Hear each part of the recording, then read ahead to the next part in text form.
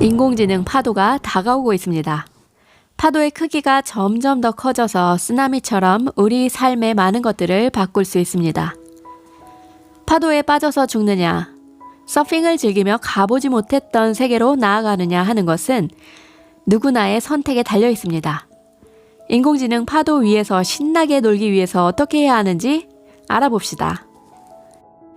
21세기를 앞둔 1999년은 우려와 걱정이 혼란스럽게 나타나는 시기였습니다. 네, 제 판단으론 1999년에 매트릭스가 나왔습니다. 초기 컴퓨터는 메모리가 부족하여 연도를 표기할 때 관행적으로 1988년은 19를 생략하고 88로 표기하였는데 1999년에서 2000년이 되는 순간 컴퓨터가 1900년인지 2000년인지 인식하지 못할 것이라는 Y2K 문제가 크게 대두되었습니다. 이 문제 때문에 2000년이 되면 원자력 발전소가 폭발하고 비행기가 추락한다는 우려도 있었고 종말론자에게는 상상력을 한껏 발휘시켜주는 시기가 되었습니다. 이때 대한민국에서 닷컴 거품이 거세게 일었습니다. 이것이 인공지능이다. 인공지능 최고의 필독서 소개드립니다. 4차 산업혁명 시대에 인공지능의 파도가 몰려오고 있는데 AI의 역사부터 기초지식 활용 사례까지 이보다 쉽게 만들 수가 없습니다. 슬로디 미디어에서 출판되었습니다. 지은이는 김명락 선생님이십니다. 나는 컴퓨터 게임을 직접 만들던 IT 키즈였다. 초등학교 시절부터 컴퓨터 게임을 만들며 프로그래머로 활동했고 고등학교 1년 때까지는 컴퓨터 학원에 다니고 컴퓨터 공학을 독학하면서 컴퓨터 게임을 만드는 데 열중했다. 그러다가 고등학교 2학년부터는 본격적인 입시 준비를 하게 되었지만 대학교를 진학한 뒤에는 프로그래밍을 계속하며 컴퓨터 분야가 어떻게 변하고 발전하고 있는지 지켜보았다. 1990년대 후반부터 2000년대 초 닷컴 거품 시기를 되돌아보면 누구나 인터넷 기술을 잘 알아야 될 것처럼 오해되었다. 하지만 인터넷 기술 자체는 전문가에게 의뢰하면 충분할 것이었고 오히려 이 기술이 앞으로 세상을 어떻게 바꿀 것인지를 이해하고 대비하는 사람들이 앞서 보였다. 암호화폐의 광풍도 마찬가지다. 최근에 전 세계에 존재하는 약 5천여 개의 암호화폐들을 대상으로 암호화폐의 향후 성공 가능성을 인공지능으로 예측하는 프로젝트를 진행했다.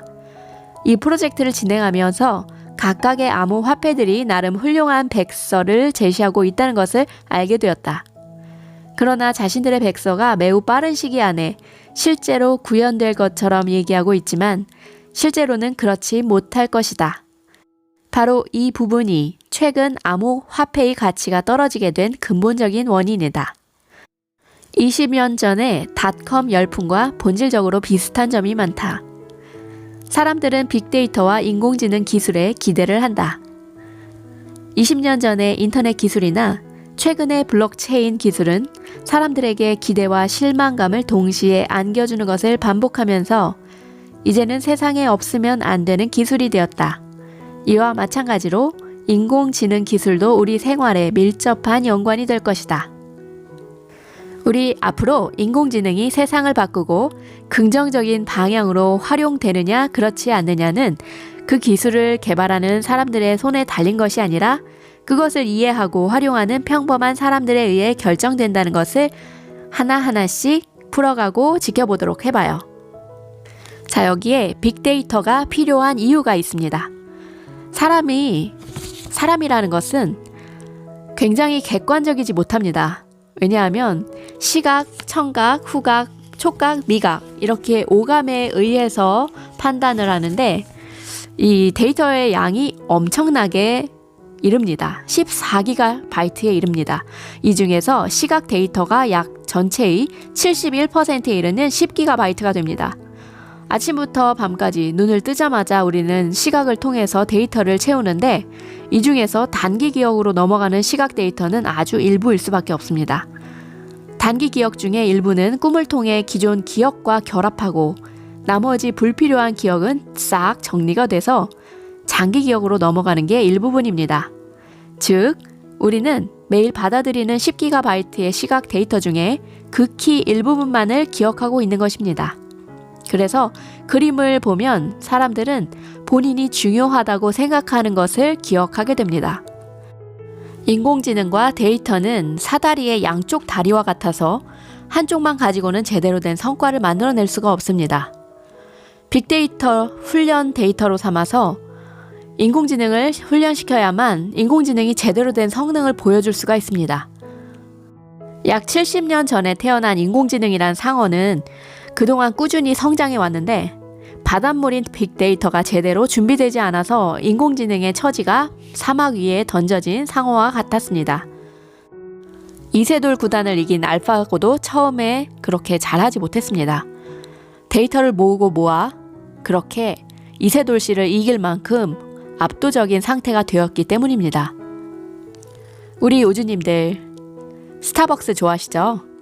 저도 스타벅스를 좋아하는데 이 스타벅스의 시애틀 본사에서 새로 문을 여는 커피숍 주변의 상권과 유동 인구 데이터를 분석해서 인테리어를 결정하고 좌석 배치를 결정한다 합니다. 한 달 동안 영업을 못하는 손해를 감수하더라도 매장 주변의 상권과 유동 인구를 분석해 최적의 인테리어 그리고 좌석 배치를 결정한다 합니다. 이렇게 빅데이터를 높은 수준으로 활용하고 있습니다. 패션 브랜드인 자라. 매장 안과 밖에 설치되어 있는 CCTV로 사람들의 옷차림을 수집합니다. 이 결과 무슨 이유에서인지 사람들이 빨간색 반바지를 많이 입고 있었다면 그 색의 원단을 대량 확보해 빨간색 반바지를 만듭니다. 이렇게 공급된 반바지는 빨리 소진되고 재고율은 낮은 수준으로 유지됩니다. 일반적인 패션 브랜드에서는 디자이너들이 서로 상의하여 다음 시즌의 유행을 예측합니다. 이 예측에 따라 원단을 수급하고 제품을 생산한 후에 공급합니다. 디자이너의 예측이 맞았다면 이익을 얻겠지만 그렇지 않을 경우에는 재고가 쌓일 수밖에 없습니다. 자라와 일반 패션 브랜드의 차이는 사람의 판단력과 데이터 중 어떤 것을 신뢰하느냐인데 자라는 글로벌 브랜드잖아요. 계속해서 탁월한 성과를 보여주고 있습니다. 이것은 데이터를 기반으로 한 인공지능의 예측 능력이 더 효과적이라는 것을 보여주는 사례입니다. 저도 요새 투자를 하고 있기 때문에 4차 산업혁명에 인공지능에 그리고 빅데이터에 여러 가지가 문제로 대두가 되었는데요. 2018년 11월에 미국 대통령이 자신의 트위터에 G사에 대한 부정적인 언급을 한 직후에 G사의 주가가 2.55% 급락한 일이 있었습니다. 기업의 부도 확률이나 향후 주가 등을 예측할 때 SNS와 같이 형태가 정해져 있지 않은 비정형 데이터를 이용하는 것은 통계적인 방법이나 딥러닝이 아닌 머신러닝에서는 쉽지가 않습니다. 최근에는 언론 뉴스나 SNS 내용까지도 활용해 딥러닝으로 기업의 부도 확률을 더 정확하게 예측하는 사례들이 나오고 있습니다. 결혼 중매 서비스 플랫폼에서도 인공지능이 커플 매칭을 한다 합니다. 실제로 결혼에 성공한 사례를 측정해서 서비스의 성능 평가를 할 수가 있습니다. 결국 인공지능이 하게 되는 일은 추천 또는 예측입니다. 기존 방법의 성능을 측정하고 인공지능을 적용했을 때의 성능을 측정해서 인공지능을 더했을 때 그 성능이 개선되었는지 판단해야 합니다. 추천의 경우에는 추천을 잘 했는지 못했는지는 주관적인 판단이기 때문에 추천 자체로 평가하는 것보다는 추천의 결과로 원하는 상황이 되었는지 그 정도로 평가해야 합니다. 예를 들어 소비자에게 상품을 추천했을 때 실제 구매를 더 많이 했는지로 평가할 수 있고 웹페이지에 고객이 관심을 가질 만한 컨텐츠를 표현했을 때 해당 웹페이지를 얼마나 머물렀는지 등으로 평가할 수 있습니다. 예측의 경우에는 다시 분류와 분석으로 구분할 수 있습니다. 소와 말이 태어날 때부터 걸을 수 있지만 사람은 훈련 기간이 있는 것처럼 머신러닝도 마찬가지입니다. 처음에는 형편없는 실력입니다. 머신러닝은 시간과 비용이 많이 필요한 방법이지만 시간이 지남에 따라 성능이 점점 더 발전할 수 있다는 장점이 있습니다. 반면에 통계적인 방법은 머신러닝에 비해서 성능이 큰 폭으로 개선되기 어렵습니다. 인공지능은 수단일 뿐이지 그 자체가 목표가 되어서는 안 됩니다. 나는 2003년에 발품을 팔아서 대학교 주변에 식당 약 50개를 모집한 후에 인터넷 웹사이트에서 음식 배달을 주문하면 식당 주인의 핸드폰으로 주문 내역이 문자 메시지로 전달되는 서비스를 운영했다. 사람들이 실제로 음식 주문을 했는지, 식당 주인이 실제로 배달을 하는지 등 이 시스템을 통해 계속해서 모니터링했다. 그런데 한참이 지나도 식당 주인이 문자 메시지를 보지 못해서 배달이 이루어지지 않는 일이 계속 발생했다. 나는 손쉽게 주문 사항을 확인하고 배달을 하면 돈을 버는 일인데 왜 확인이 늦어지는지 궁금했다. 그래서 직접 여러 매장을 방문해 원인을 조사하기 시작했다. 그중 방문했던 중화요리집 사장은 장사하느라 시간이 없어 문자 메시지를 매번 확인하기 어렵다. 차라리 전화를 해주는 게 낫다. 라는 말을 하는 것이었다. 그러나 나는 이 이야기를 진지하게 듣지 않았고 기존 시스템을 수정하고 보완하는 데만 주력했다. 결국 내가 개발한 인터넷 배달 서비스는 기대했던 호응을 얻지 못한 채 문을 닫았다. 기술은 수단일 뿐이기 때문에 기술 자체에 집착하는 것이 아니라 더 나은 대안을 생각했더라면 더 좋았을 뻔했다는 아쉬움이 남는다. 반면에 현재 우리가 많이 사용하고 있는 음식 배달 서비스인 B 서비스, Y 서비스가 시장에 처음으로 진입할 때는 자신들이 개발하고 있는 시스템에만 의존하지 않았다. 고객의 주문이 접수되면 식당 주인에게 시스템을 통해 주문 내역을 알려줄 뿐만 아니라 식당 주인에게 직접 전화를 걸어 주문 내역을 알려주는 접근도 병행했던 것이다.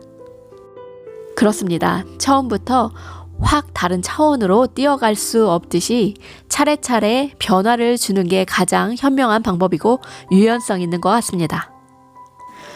빅데이터를 활용하는 가장 흔한 경우는 빅데이터를 시각화하는 것이다. 워드 클라우드가 대표적인 빅데이터 시각화 중에 하나다. 빈도가 높은 단어는 가운데에 큰 글자로 나타나고 그렇지 않는 단어는 주변에 작은 글자로 나타나는 방식인데 빅데이터 시각화의 가장 큰 장점은 적은 인력과 시간, 비용을 투입하고도 가시적인 성과를 만들어낼 수 있다는 것이다. 빅데이터를 시각화한 것만으로도 대중은 대단한 작업을 한 것과 같은 인상을 받을 수 있다. 예를 들어 우리나라의 축구 선수들의 개인 기록이나 성적을 시각화하는 경우를 생각해 봤을 때 국가대표 축구팀 감독이 시각화된 결과를 보고 난 뒤에 선수들이 모두 열심히 운동하는구나 라고 생각할 수는 있다. 하지만 이 결과로 자신이 기용하려고 했던 선수를 탈락시키거나 반대로 전혀 생각하지도 않던 선수를 선발하는 일은 거의 일어나지 않는다. 빅데이터의 시각화 결과가 감독의 의사 결정에 직접적인 영향을 끼치지는 못하는 것이다. 이런 수준의 빅데이터 활용이 바로 1단계이다. 이 같은 1단계의 빅데이터 활용은 수천억 원 이상의 가치가 있는 비행기를 산속에 묻어놓고 카페 인테리어로 쓰는 꼴이다. 비행기처럼 큰 가치가 있는 빅데이터를 활용하고 있는 것은 맞지만 제한적인 수준으로만 활용하고 있기 때문이다. 2단계에서는 감독이 선수 선발에 필요한 기준이 무엇인지 먼저 제시하고 이 기준에 맞게 데이터를 수집한 뒤에 결과를 정리해 감독에게 제공하게 된다. 감독이 제시한 선수 선발 기준에 맞게 데이터가 수집되고 결과가 정리돼 감독에게 제공되므로 감독의 선수 기용에 데이터가 영향을 끼칠 가능성이 상대적으로 높다. 하지만 2단계도 결국은 감독의 의사 결정이 전제되는 것이고 빅데이터는 보조적인 역할에 그칠 수밖에 없다. 2단계의 빅데이터 활용은 비행기를 버스로 활용하는 것과 같다. 3단계에서는 인공지능이 빅데이터를 기반으로 최적의 선수를 곧바로 선발하고 어떤 선수가 필요하고 어떻게 훈련해야 하는지를 직접적으로 알려준다. 인공지능이 1차적으로 선발한 사항을 감독이 선택할 것인지 아니면 수정 및 보완할 것인지를 결정하게 된다. 나는 2018년 러시아 월드컵 개막을 한 달쯤 앞두고 공공기관 실무자들 대상으로 빅데이터 인공지능 특강을 했다. 이 자리에서 브라질이 독일을 이길 확률보단 대한민국이 독일을 이길 확률이 좀 더 높은 것으로 예측했다. 그 당시에 대한민국이 실제로 독일을 이길 것이라고는 상상도 하지 못했는데 내가 이런 발언을 자신 있게 했던 이유가 있다. 러시아 월드컵을 앞두고 독일 축구 대표팀은 브라질을 상대로 4년간 인공지능을 활용한 분석과 준비를 해왔다. 하지만 우리나라에 대해서는 브라질만큼 신경을 쓸 필요를 못 느꼈을 것이다. 실제로 러시아 월드컵 기간 중에 독일 국가대표팀의 캠프와 우리나라 대표팀 간의 캠프는 차로 30분 거리였지만 독일 팀에선 전력 분석을 위해 우리나라 선수팀에 오지 않았다고 했다. 곧 조별 최종 예선에서 우리나라가 독일을 꺾는 이변이 벌어졌는데 아마도 다음 월드컵에서는 독일이 우리나라를 이기기 위해 인공지능을 활용할 것으로 예상된다. 그러면 아마도 그때는 우리나라가 독일을 쉽게 이기진 못할 것이다. 관상, 사주팔자, 손금, 타로점도 머신러닝과 유사한 부분이 있다. 어떤 타로를 뽑았을 때 실제로 어떤 일이 벌어졌는지를 기록한 후에 이런 기록을 기반으로 타로를 해석할 수도 있다. 그런데 관상, 사주팔자, 손금, 타로점은 결국 사람이 해석할 수밖에 없기 때문에 해석 과정에서 주관적인 판단이 개입될 수밖에 없다. 최근까지 발생한 방대한 사례들을 기반으로 관상이나 사주팔자, 손금, 타로점이 미래를 예측하는 게 아니라 수백 년 또는 수천 년 전의 사례들을 기반으로 만들어진 해석 체계를 가지고 현재에 적용하는 것이기 때문에 정확할 수가 없다. 인공지능 파도의 힘은 거대하다. 하지만 인공지능 파도는 끊임없이 위에서 아래로 무심하게 움직일 뿐이기 때문에 서핑보드에서 방향을 제대로 잡지 못하면 앞으로 나아가기 힘들다. 인공지능 파도의 방향을 제시하기 위해서는 무엇이 필요할까? 지그문트 프로이트는 대부분의 말실수는 무의식적 컴플렉스에 의한 작동한 것이고 억압된 무의식이 의식에 개입해 발생한다고 설명했다.